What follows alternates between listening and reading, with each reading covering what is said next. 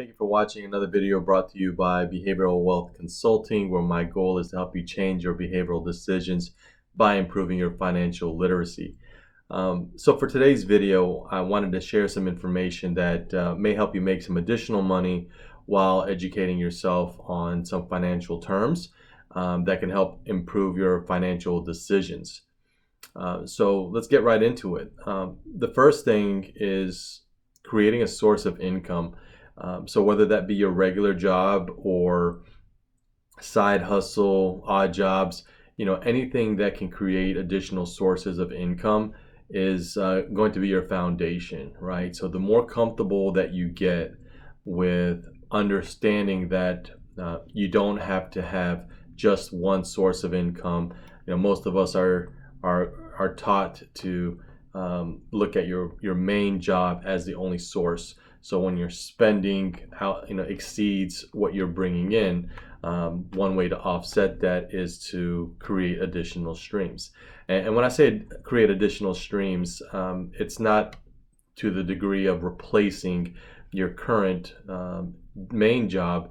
It's just to find ways to create small opportunities that collectively can be a significant stream. So first one is creating additional sources of income, and I can guarantee you that the more comfortable you get with that early, the more that you'll realize that you can really generate additional income from multiple areas, right? So that's tip number one. Tip number two, and this is something that's stuck with me over many years. Actually, something that my dad shared with me when I was in my early teens.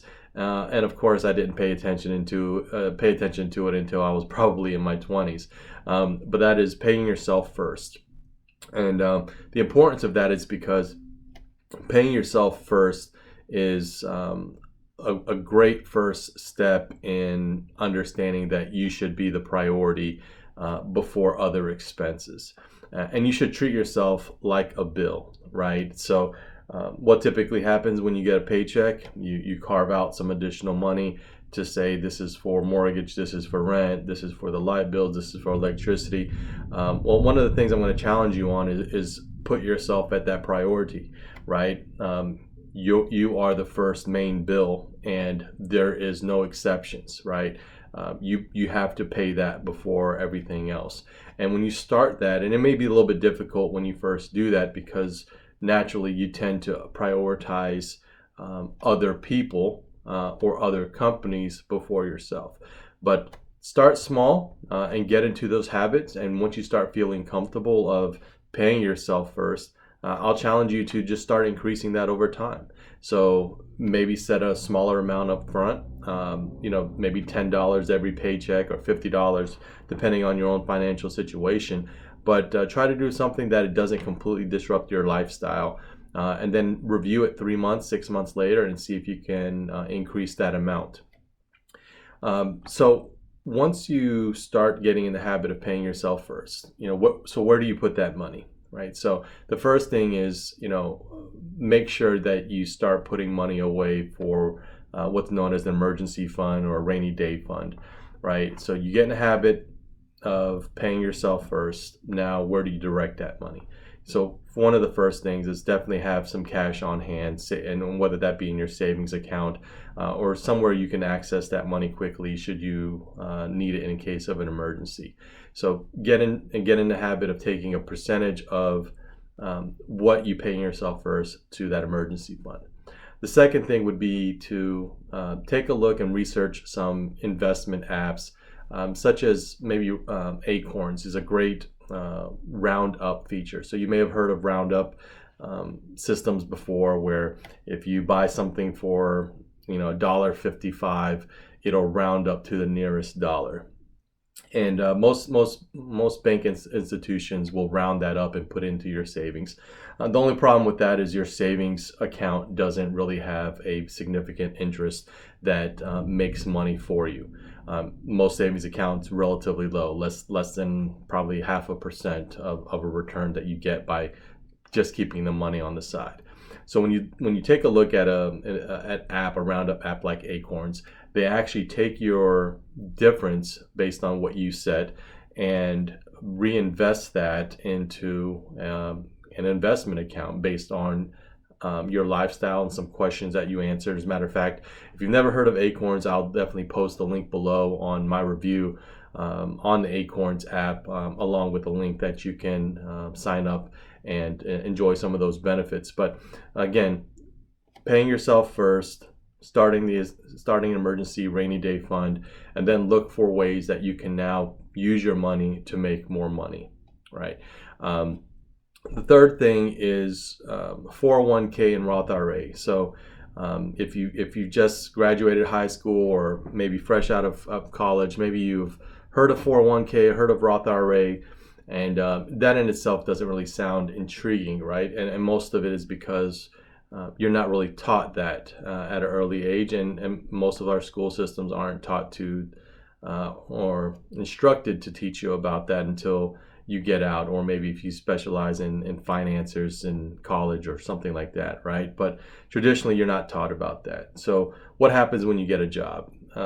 In most jobs, once you sign up or once you get hired, you sign up for a 401k, and you have to make a decision through your 401k of how much money do you want out of your 401k to be deposited or redirected into a 401k.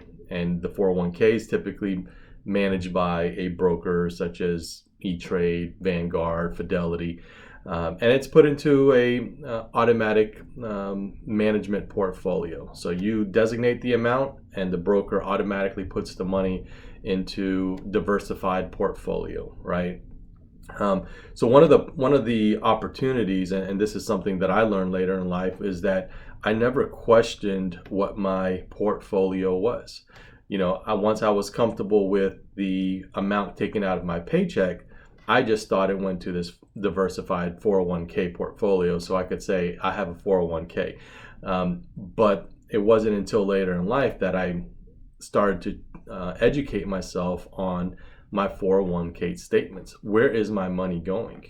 And that's an educational part that I would challenge you to research a little bit more. As a matter of fact, if you have a 401k now, log into your account and print out the last few statements, and look up some of your funds that your 401k is mixed in, and see what kind of returns that you're getting, right? And and see if it's aligned with what your financial goals are, right? The second thing is the Roth IRA. So again, if you're just out of high school, out of college, and you're not really thinking about retirement. I know I wasn't that age. However, starting a Roth IRA early definitely has a lot of benefits, not only from a tax perspective, but the earlier you start contributing to a Roth IRA, your compounding interest along with your contributions can accelerate the growth of your Roth IRA a lot faster than if you were to start contributing or starting a Roth IRA in your late 30s or early 40s, right? If your goal is to use that as a source of income for retirement, the earlier you start, you'll have the advantage of compounding interest that will in turn reinvest the money making from that investment throughout the lifetime of the Roth IRA. Number 4 is investing in individual stocks. Right now with social media, there's a lot of social media posts about apps such as Robinhood, Webull. There's a lot of different apps that give you quick access to being able to invest or trade stocks with individual companies. And if you've never invested before, if you've never traded stocks, it can seem overwhelming. So I definitely would encourage you to do your research, because like with any investments, there is some level of risk, right? But the thing that I will say is, having apps like that, Robinhood or Webull, and I'll post a link below if you want to download the app. It's a great tool to get started. It's another source where you can start putting money in when you're ready to start down that path of teaching yourself or learning from others. But one of the things that I like about that is that not only do you have the ability to start investing on your own and trading on your own without having to go through someone to manage it for you, but you learn along the way. And I know for myself, when I first started day trading several years ago, or trying to teach myself day trading, I learned a lot of valuable lessons, and I would say most of the valuable lessons was because I lost money, right? But every time I would have a loss, I learned from my mistake, and I would try to prevent that going forward. So I would minimize my risk going forward. But then going through that experience, you start to also pay attention to the economy of the United States, the economy of the world, and things that influence the market. Things that would influence or impact your Roth IRA, your 401k, right? So it's more about just investing in stocks. It's more about the learning process and education process that you start to see how things around us on every day that we experience can influence the market and investment portfolio. Number 5 is, check who you're following on social media platforms. I know for myself, until I started to really challenge myself on educating myself and expanding my financial literacy, I wasn't paying attention to all that content and free knowledge that's out there that's circulating. And so if you're watching this video, hopefully this video on my channel is an additional source where you can start to continue to educate yourself on different financial literacy items that can give you a bigger picture of the access to money and wealth. So the reason why I say is check your social media platforms and who you're following is if you look at your top pages or your top individuals that you're following, if you don't have a mixture of individuals that are inspiring or teaching you financial literacy or providing financial knowledge, or if it's not motivational or maybe educating you on health, religion, you may want to start including that into your mix, right? Whether or not you know it, just the natural consumption of information will start to sink in, and you'll start to notice that your behavior starts to change based on things that you hear and things that will help drive your decisions. The last item I have is cashback credit cards. So credit cards in general, can be a scary thing if not used properly. Credit scores does follow you and have a big impact throughout your life, just because so many lenders utilize credit scores as a means to determine your ability to repay back loans. And I'll actually post a link to one of the videos that I just did on understanding credit scores. And I recently, marked my highest credit score, and I'll share some tips with you on what I did to reach those scores. But speaking about credit cards, if you already have a credit card, one thing you may want to consider if you haven't already is taking advantage of cashback credit cards. Growing up and in my early 20s and 30s, I would always look at credit cards as something that I would just use if I didn't have money. And then before you know it, it became a significantly high balance, and then you spend years paying back the amount because you get caught up in paying minimal balances, and because of the interest rates, it never goes down. So $1,000 balance, if you only pay the minimum, and if you have a high interest rate of 20%, it could take you not only double the amount of time to pay that back, but that $1,000 balance ends up being almost $2,000, depending on how long it takes you to pay it back. And if you continue to add more charges onto that, it may even exceed that amount.